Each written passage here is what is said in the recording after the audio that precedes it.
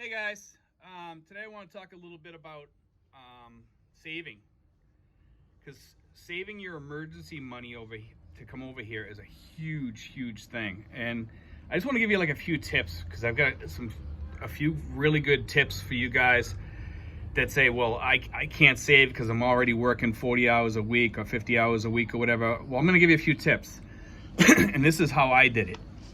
Okay, most security jobs out there, and I worked doing school safety during the day, and I worked doing security on weekends. But the security job was pretty easy going. Most of the time you were sitting, resting, listening to the radio or something like that. And what I did was, instead of using it just to sit there and vegetate, I would use it to learn.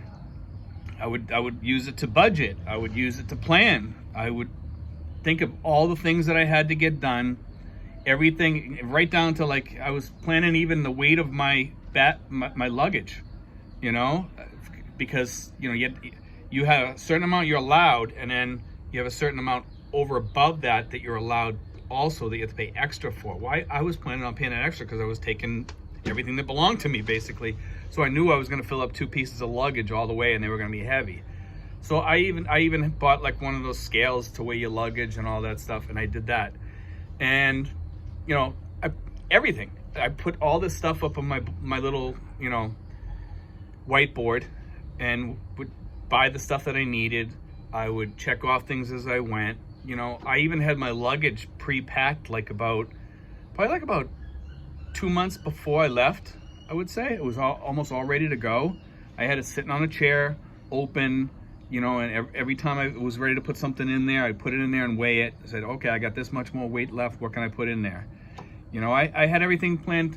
I knew that everything that I had left in my room, I would have to throw away. So, I was trying to get rid of things before I left, things like that. But to get back about saving, okay, the biggest thing I did was to do that security job. Because I could work 30, 40 hours a week, and you weren't even tired, on top of your regular job, because it was like sitting home. I mean, nowadays we have everything with us. I could do the same thing at home that I can do as a security guard. If you ask for certain places, don't tell me you're gonna be sitting there watching TV or something like that.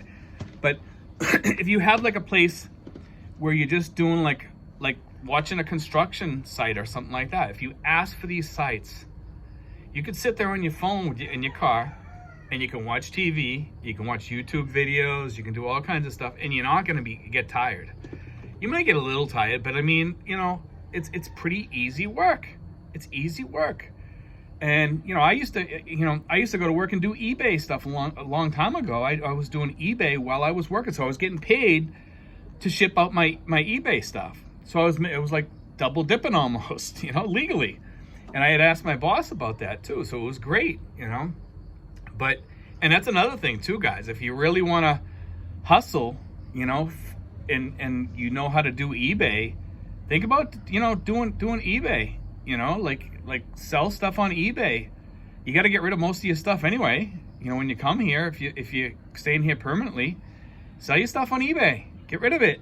It's extra money in your pocket, extra savings.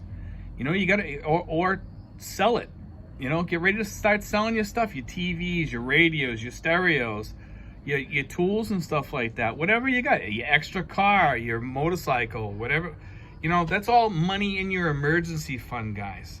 For when you come here, it's all money in your emergency fund. But the security job is huge because you can relax, you can chill, you can just enjoy yourself. You want to watch TV, watch it on your phone. You want to watch YouTube or Netflix or what have you. There's all kinds of Pluto and other, different places you can watch TV or whatever. It's great. I mean, it's because you can use your time however you want. Basically, they basically leave you alone. When you go into a security place and you tell them that those are the places that nobody wants, because it's kind of boring. Sitting there watching a hole in the ground, or, a building getting built or something like that. It's really easy work.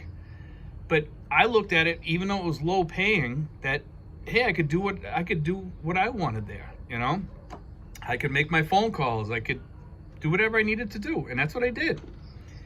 And it all worked out in the end for me, because it was, you know, it's a really, really good job to have, to plan and to make money, and so you won't get overworked or overtired.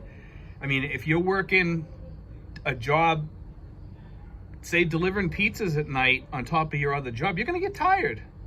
You're dealing with customers, you probably work until 10 or 11 o'clock at night when the restaurants close or the Chinese restaurants close, things like that. I'm saying as a second job for saving, you know, those are the types of jobs that are gonna get you worn out, tired, you're sick of dealing with customers and stuff like that. Get a job that's not gonna get you burned out, that's not gonna get you tired, you know? Do something like that. You know, and like I said, you can always throw that eBay business. If you're the type that can work 70 hours a week or 60 hours a week or whatever, do the eBay at there. Pack stuff up, mail it on Saturdays or something like that. You know what I mean? Saturday mornings or whatever. Go in and mail all your stuff out. You know, I mean, I sold coins and autographs and baseball cards and stuff like that for years on eBay. And I sold like the really high-end stuff, like the $1,000 cards, the $2,000 cards, the $5,000 cards, and coins that cost up to $7,000 a pop, you know? And, you know, you guys can sell off all the stuff in your house, like I said. You know, it's just something to think about, guys. I just want to throw that out there.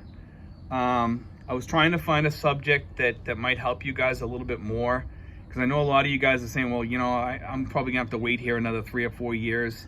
And a lot of people aren't considering what they already have, you know, in their house or in, you know, in their home or whatever.